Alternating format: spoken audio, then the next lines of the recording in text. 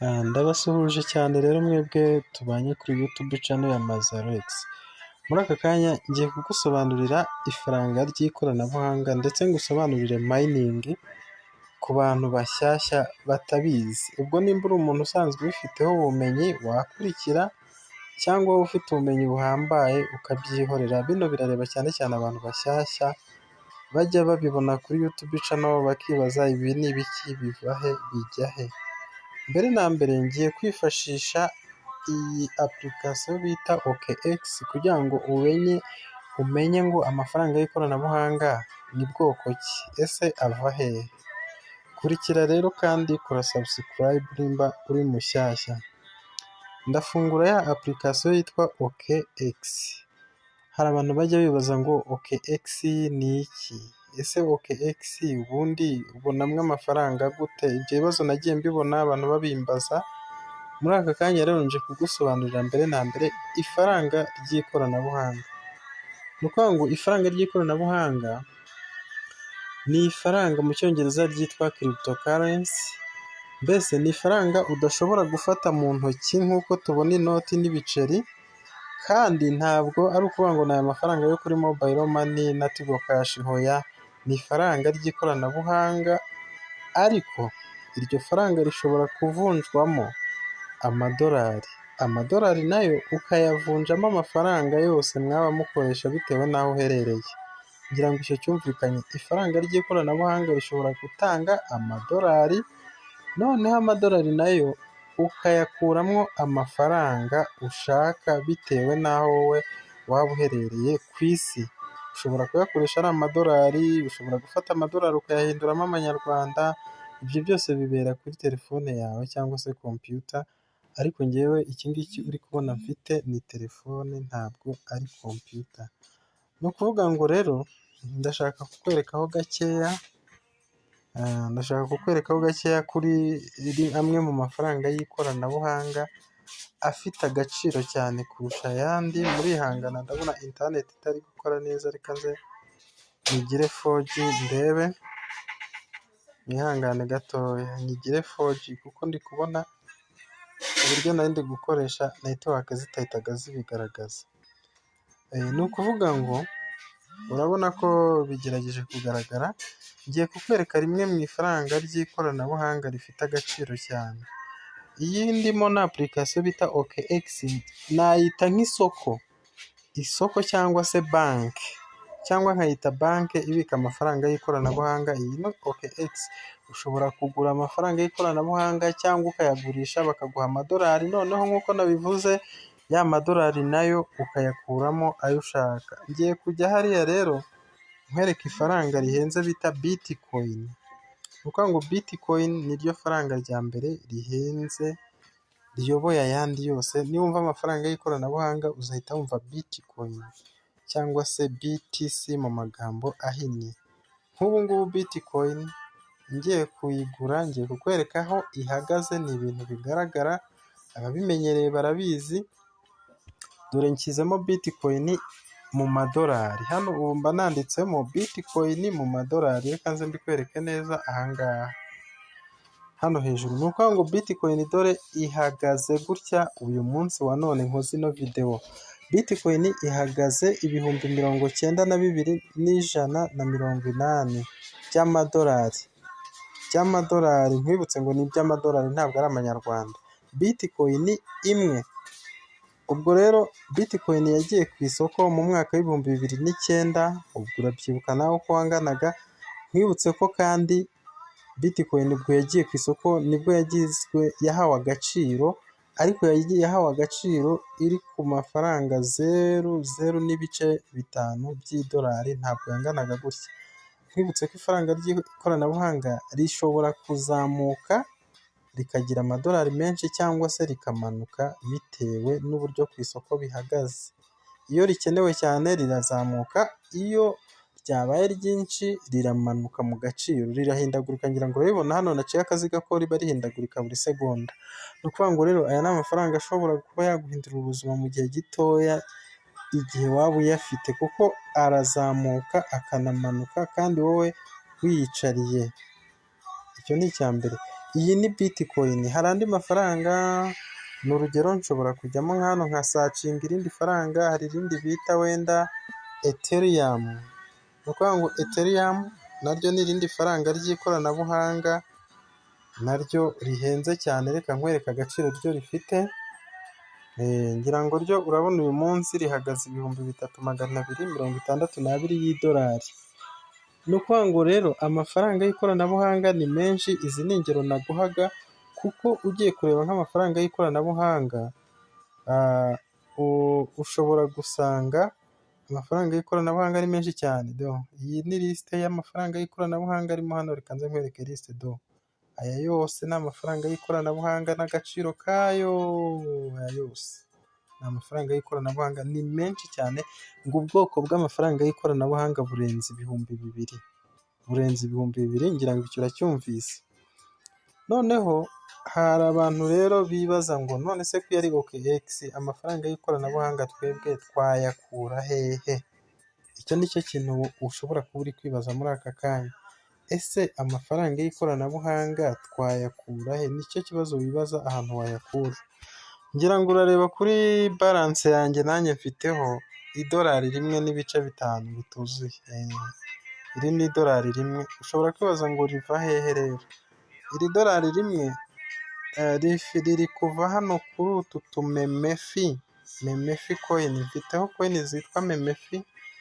Izi ngizi 84 nizo zifite agaciro k'iri $1.6. Ngira ngo urabona uburyo bihindagurika, noneho urabibona.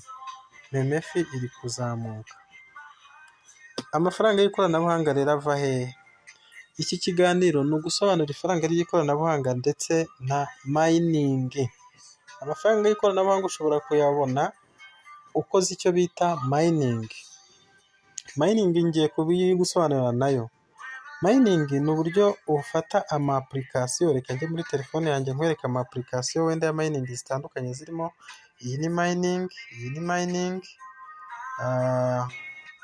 Ndaje nkwereke iyi application ya Telegram nayo nkoreramo mining. Iyi ni mining, iyi ni mining. Mining ni nyinshi nazo. Nk'uko ubwoko bw'amafaranga nabwo y'ikoranabuhanga ari bwinshi cyane. Iyi ni mining, iyi ni mining. Iyi ngiyi nimba utayikora wasigajwe inyuma n'amateka. Reka mba ariko mvuga iyi ngiyi. Izi zose ni mining uri kubona muri telefone yanjye. Mining rero ikorwa ite? Reka nigarukire. Ni ukuvuga ngo mining ukuntu ikorwa, wowe baguha ibintu uzajya ukoraho, ni ama application, bakakwereka ibyo ukora ugakurikiza amabwiriza. Ubwo uri gucukura, ni nko gucukura ifaranga ry'ikoranabuhanga. Igihe rero runaka gishobora kuba gitoya cyangwa kikaba kinini, kiragera bya bindi wa mininze biba byitwa tokens cyangwa se coins, biragera bigahabwa agaciro mu madolari. Bishobora guhabwa agaciro gatoya cyangwa kanini bitewe. Mbese uba ari nk'umushinga wazanywe na ba rwiyemezamirimo, bakavuga mwe mukora icyo bita mining. Igihe nikigera za coin mwamayiningaga zizajya ku isoko, uhita ubona amafaranga y'amadolari. Ngira ngo urabona ngiye mfite $1 izindi rituruka kuri izi memefi, ariko memefi narazigurishije nsigarana utu ngutu. Niyo mpamvu zifite aka gaciro. Bashobora kuguha 10,000 bya memefi, 1,000 se, bitewe. Hari amoko menshi y'amafaranga y'ikoranabuhanga. Rero wowe uburyo bwa mbere wabona amwe mu mafaranga ni ugukora mining. Mining nta kintu ushora. Icyo ndagisubiramo cyumve neza. Gukora mining ni ubuntu, ntabwo umuntu ashora. Aha hari mining nyinshi nagiye nanjye ncuruza, amafaranga ndayabona. Ibyo mbihagazeho nka Mazarex. Nugira ikibazo uzabimbaze. Mining rero ni uburyo wowe ukora ibyo ngibyo, ugakurikiza amabwiriza yose, ukagenda usobanukirwa. Bisaba ngo ujye mu magurupe. Ushaka kujya muri gurupe ya mining wanyandikira kuri nimero yanjye ya 078 045 73 62. Ukanyandikira ukambwira uti ndashaka umpe mining nzikore, ndetse unangire muri gurupe nzajya nkurikirana amakuru. Ubwo ni uburyo bwa mbere. Ubwo ngira ngo urumva ko ufite telefone yawe, waba ufite igishoro, uba ufite amafaranga. Igihe runaka ubuzima bwahita buhinduka cyane. Mining rero wowe ukora mining ntacyo ushora, igihe cyazagera ikajya ku isoko ukabonamo amafaranga. Icyo ni ikintu rwose gihari kandi cyizewe. Uburyo bwa kabiri rero bwo kubona amafaranga y'ikoranabuhanga, nk'iyi ngiyi ni application niyo nkubwira yitwa OKX, ushobora kuguriraho cyangwa se ukagurisha amafaranga y'ikoranabuhanga. Hari ugiye kugura rero bisaba ngo ube ufite amadolari. Amadolari uyabona ute rero? Ushobora kuza hano, hari aho bita peer to peer, wowe ukabaha amafaranga y'amanyarwanda cyangwa se andi yose, ubundi noneho bakaguha amadolari. Haba hariho abacuruzi, kanze ngere ku isoko mbikwereke, invite friends, iki ndagikuramo, ngere ku isoko mbikwereke. Ngira ngo hano waba ugiye kugura amadolari, urabona idolari rigeze ku 1426. Aha rero wamuha amafaranga ukayamwohereza kuri mobile money, nawe agahita aguha amadolari kuri iyi application yawe ya OKX. Ama application menshi tuyakura kuri Google Play Store cyangwa se App Store ku bantu bakoresha iPhone. Ngira ngo nk'ubu ushaka amadolari 10, ubwo wamwoherereza 14,260. Urabibona? Ya madolari amaze kugeraho hano, wagenda ukagura ifaranga ry'ikoranabuhanga ushaka iryo ari ryo ryose. Ese warigura ufite iyihe ntego? Kurigura ni uko waba uvuga uti uyu munsi riri hasi, reka ndigure, ejo hazaza rizaba ryazamutse nunguke. Tuvuge nimba ifaranga wariguze amadolari 2, ejo rishobora kugira amadolari 3. Waba waraguze nk'amafaranga 10 nyine, ubwo wakunguka amadolari 10. Wayaguze amadolari 20 ukakuramo amadolari 30. Ni urugero. Ubwo rero ushaka gushyiraho amadolari wayabonaho utanze amafaranga, cyangwa se ushaka kubona aya mafaranga ndetse n'amadolari ukora mining ntacyo ushoye. Ubwo ni internet na telefone yawe, nibyo bintu ukoresha. Mining rero zirimo amoko atandukanye, ubwo ibyo ngibyo ndi kugenda mbinyuramo, wenda ni uguhereza, ndimo ndasa nkaho ntanga akantu kameze nk'urumuri ku muntu uri mu mwijima atazi biva niyo bijya. Mining zikorwa amasaha atandukanye. Hari nk'izi mining, izi zose ziri mu bwoko bumwe, dore nk'iyi ngiyi, iyi zishamikiye ku yo bita ICE network. Izi zigezweho cyane, ushaka waziheraho. Hari iyi bita Sidra, ni ukuvuga ngo nk'ubu reka nkande ku iyi ngiyi, ni urugero, yitwa Sources. Iyi ni mining, ushobora kuyikandaho ukayimayininga. Icyo ukora rero bakwereka ahantu ukanda ni buto.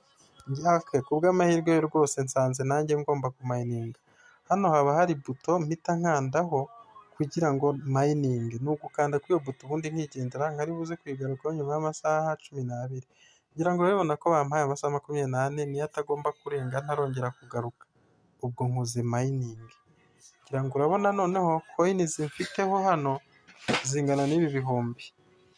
Izi coins iyo igihe kigeze batubwiye bashobora kumpaho coin nkeya, bakampa 10%, 20%, 50%, bakaziha n'agaciro, noneho nkazigurisha amafaranga nkayakira kuri mobile money. Byinshi kuri mining, kugira ngo video itanaba ndende wazanyandikira nkakwereka mining z'ingenzi ushobora guheraho. Hari mining rero dukorera hano kuri application nk'uko ubibona, tukazikorera kuri desktop ya telefone. Hari n'izindi zikorerwamo hano muri Telegram, muri application bita Telegram. Ubwo ni aha ngaha nshaka kukubwira mining. No muri Telegram hari izindi zikorerwamo, ni urugero, hari nk'iyi ngiyi bita Pini Eye, reka nyifungure urebe. Hari mining zikorerwa kuri application ya telefone, hakaba n'izikorerwa muri Telegram. Ubu ninjiye ni muri Telegram. Nimba ninjiye muri Telegram nsangamo ino mining yitwa Pini Eye. Ngiye kuyikora rero, nze nkwereka ukuntu nyikora. Iraje ifunguke, iyo bigeze ku 100% nibwo ibifungutse. Urategereza, hano bisaba internet, ariko ntabwo mining itwara internet nyinshi cyane, ariko nanone bisaba ko ufite internet y'ukwezi kugira ngo basi ube wakora mining, kandi ufite telefone nziza kuko hari aho bagusaba ibyo bita KYC. KYC mu magambo arambuye bivuga know your customer cyangwa se know your client. ubwo bwo byatinze ndasubira inyuma. Aho rero kugira ngo ubikore bisaba kuba ufite telefone nziza cyangwa se telefone yihuta, telefone ikora ibintu yihuse, niyo ibasha gukora nanone mayiningi neza. Urihangana nagize ikibazo cya interineti itari kwihuta, ariko ndashaka kukwereka urugero nk'ipini ese bayikorera mayiningi gute? Ni ugutegereza igafunguka nk'uko nabikubwiye. Urabona nk'ubu irafungutse, mpita nkanda kuri fengisi nka claiming. Arizo uzasanga rero zisaba ko ukoramo gutya, ukagenda ukoramo kw'aka kantu hose. Reka nkoreho urebe, urabona ko balance irimo yiyongera. Izi rero igihe nikigera bazangenera izo bampa, izindi nabo bazitware, izo bazampa nzazigurisha. Nakubwira ko mayiningi ni nko guhinga, igihe kikagera ugasarura. Abantu rero muri kubona kuri OKX cyangwa se Binance turimo dusarura, ukabona tubikuje amafaranga, nta handi ava aturuka muri mayiningi. Cyangwa se wakaba nawe uri umuntu uyafite, nawe ukaba ushobora kugenda ukagura, ubundi noneho ukazagurisha. Dore ibi byose ni mayiningi. Nk'ubu hano iyi ni iyindi ifunguye yitwa Tony Combat, hariho izi ngizi. Reka nze nkwereke nk'indi yo muri Telegram yitwa Tomato. Iyi nayo niyo muri Telegram, urayifungura igafunguka, warangiza noneho ugahita uza nka hano, ahangaha reka nze makwereke neza, ugakandaho, ugahita usarura izo wabonye. Mbese ni igihe urategereza ugategereza, ukagenda ukora mayiningi kugira ngo uzabone amafaranga. Kandi iyo ukora mayiningi wegera umu adimini cyangwa se umu apurayini, akakwereka izo ukora zizewe kuko ni nyinshi cyane. Nibura ukagira zimwe muri zo ukora, ntabwo zose wazazikora ngo ubishobore, ukora zimwe muri zo. Ubwo rero naha amafaranga ava, abantu mwajyaga mubona kuri OKX mvuga ngo turi kubikuza, ntabwo ari ibintu biza ngo uhite ubikora ako kanya. Iyi nayo ni Binance, bamwe barayizi, nayo ni isoko wagurishirizaho amafaranga. Iri ni isoko wagurishirizaho amafaranga, iri ni isoko wagurishirizaho amafaranga. Ni ukuvuga ngo application z'amasoko, izi zose naciyeho akarongo, ni amasoko, cyangwa se mu rurimi rw'icyongereza ni exchange, cyangwa se ushobora no kwita banki kuko yakubikira amafaranga y'ikoranabuhanga. Amafaranga y'ikoranabuhanga sinasoza ntagushishikarije iyi ngiyi bita Pi Network. Pi Network, nimba uzi ko ufite smartphone, iyi kuyikora ni ubuntu. Ubu ngubu Pi Network bavuga ko izaba ifite agaciro k'amafaranga menshi cyane muri uyu mwaka cyangwa se muri uriya uzaza. Aho urebeye ino video, nimba ari ubwa mbere uyirebye, rwose iyi Pi Network nyandikira ngufashe uyinjiremo. Nzi yuko nuyinjiramo uzavuga ngo nashimye video yawe narebye, kuko hari icyo mbashije kubona.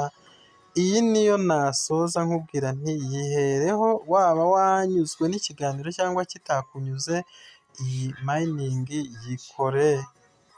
Nutayikora ubwo ntuzavuge ngo video ntiwayibonye, dore ngiyi nyiciyeho uruziga cyane. Nakubwira kuba ariyo uheraho ukanyandikira kuri ya nimero. Ushobora kuvuga ngo ntiwayumvise, ndayisubiramo, ni 0, 7, 8. Yewe ino nimero iba no kuri WhatsApp, wanyandikira ukandika indi 0, ukandika 45, 73, 62. Ndagushyira muri gurupe ndetse ngufashe buri kimwe cyose kugira ngo nawe utangire ukore amafaranga y'ikoranabuhanga. Sawa rero, ndabakunda cyane, reka ne kwizimba mu magambo cyangwa video ibe ndende. Muri make nakweretse ko amafaranga y'ikoranabuhanga ni iki. Ashobora gutangira buhoro buhoro ejo akakugeza kure. Icya kabiri nakweretse aho wayakura mu gihe nta mafaranga ufite, wakora mayiningi. Igihe waba ufite amafaranga, wakiga uburyo bakoresha aya ma exchange, ukiga uburyo bakoresha Binance, ukiga uburyo bakoresha OKX, ukiga uburyo bakoresha BingX, ukiga uburyo bakoresha Mexic, hari n'izindi nyinshi. no ariko by'umwihariko hakunze gukoreshwa Binance na OKX, ubundi noneho ukajya urangura amafaranga y'ikoranabuhanga ukanayasubiza. Ariko ibi bisaba ubundi bwenge, bisaba kwitonda, bisaba umuntu ubigufashamo. Mining cyangwa se amafaranga y'ikoranabuhanga kugira ngo bikugendekere neza, ugende ugira ubumenyi bwinshi, biterwa no kugenda gake kandi ukamenya amakuru. Udafite amakuru wahomba. Nk'umuntu w'umutangizi sinakubwira ngo utangira ushora, nakubwira ngo utangira ukora mining, noneho nubisobanukirwa uzanashore wunguke. Sawa rero, ndabakunda cyane, mukore subscribe muri benshi, kandi icyo wifuza kitagenze neza wakandika no muri comment nkagisubiza. Turi kumwe, mukomeze kugubwa neza.